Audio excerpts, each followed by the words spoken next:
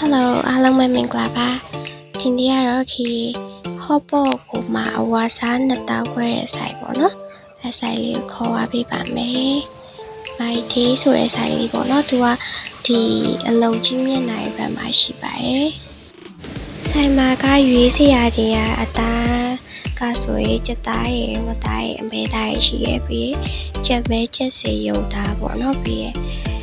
ကျန်တဲ့ထုံချိုင်အကင်နေပြီးလို့ရှိရင်တခြားထည့်စားလို့ရတဲ့ခောက်ဆွဲတွေရာဇန်နေဒီမာလာခောက်ဆွဲတွေရစားကုန်ရှိရပေါ့နော်အရွက်ဆိုလည်းတော်တော်လေးကိုစုံနေပြောရမယ်ခေရတော့ကြက်မဲအကြိုက်ဆုံးပေါ့နော်ကြက်မဲရဲ့အရွက်ထဲမှာဆိုရင်ပန်းကော်ပီကြိုက်တယ်ဘုံကြီးဖြူကြိုက်တယ်ပြီးရင်အကြက်မဲကိုအဖေကိုလိုလေးလိတ်ထားတဲ့ဟာလေးလေအမိုးလေးနဲ့လိတ်ထားတဲ့ဟာလေးအရင်စားကောက်တယ်။ထုံချိုင်းကတော့ဝတ်မလုံးလို့ပြီးကြောလုံးလို့အဆုံးရတယ်။ဒါရ sauce ပါ sauce ကိုကြိုက်တယ်လို့ဆက်ပြီးစားလို့ရပါတယ်။ပြီးမှပကယ်လေးလည်းချပေးထားတယ်။ပြီးတော့ဒီဟာ side dish လေးပေါ့နော်။ side dish ကအာလူးချိုလေးတော့တော်တော်စားဖြစ်ခဲ့တယ်။ကျန်တာတွေကတော့ရေပြည့်လို့ပေါ့နော်။ရေရလို့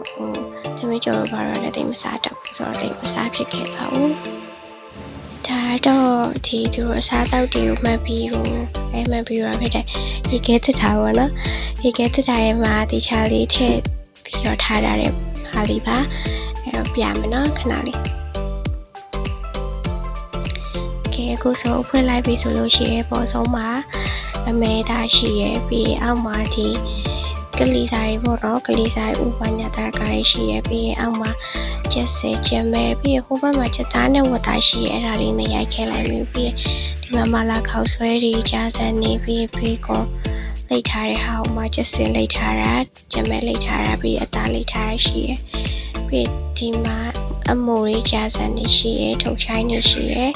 ဒီပေါ်စောကတော့အချူတဲဖို့အသီးပေါ့နော်အဲ့လိုချိုးတဲဖို့အသီးကြောက်ကြောတွေလည်းရှိတယ်ပြီးလို့ရှိရဲ့ဒါတော့အသီးရွက်တွေပါပြောင်းမှုတွေကစိုးရွက်ပါညာတာကအစုံရပါတယ်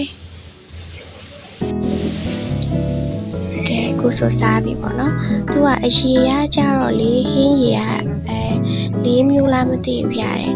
မာလာရဲ့တုံရမ်းရဲ့အချူရဲ့အဆက်ရဲ့ဆိုပြီးတော့၄မျိုးရတယ်ပေါ့နော်၄မျိုးရတာမှခေရသွားတိုင်းမာလာပဲစားဖြစ်တယ်ပေါ့နော်သူကတုံရမ်းလေးလည်းမစိုးကောင်းတယ်ဒါပေမဲ့ခေရဖာနေနေမာလာကြိုက်တဲ့သူဆိုတော့နာမည်တော့မာလာရေးလို့ပြောင်းရတော့ပေါ့နော်ကဘာနေမာလာကြိုက်တဲ့သူဆိုတော့တိုင်းမာလာနဲ့ပဲစားဖြစ်တယ်ပေါ့နော်အဲ့ဒါမှလည်းတီတီမိမိတော့ခန်းစားရလို့လေပြီးတော့သူကလေဆိုင်ရအရင်ကနေရဆိုင်အဟောက်ပေါ့နော်ဆိုင်အဟောက်ထက်ဆိုင်တုံးကလေးစားလောက်ပို့ပြီးတော့ကျဲသွားရပေါ့နော်ကျဲသွားပြီးတော့ဝိုင်းနေလည်းများသွားပြီဆိုတော့အရင်အလိုမျိုးကြာကြီးစောက်စရာမလိုဘူးဖေးသွားတော့ဆိုတန်းပြီးတော့မှဝိုင်းတန်းရတယ်ပေါ့နော် sauce ကတော့ရိုးဒီ sauce Thai sauce တင်တယ်အဲ့ဒါကိုပဲနေသီးရေချက်သွဖြူတွေပါညာတွေထည့်ပြီးတော့စားတာပေါ့နော်ဟိုမကြီး sauce လိုမျိုးလေးရှိရင်တော့ပိုကောင်းမယ်လို့ထင်တယ်ပိုလိုက်မယ်လို့ထင်တယ်ပေါ့နော်ဒီကမကြီး sauce ကြိုက်တယ်ဆိုတော့ဒါပေမဲ့ဒီလေးလည်းကိုယ့်ဘာကိုဆက်ပြီးစားတာအဆင်တော့ပြေပါတယ်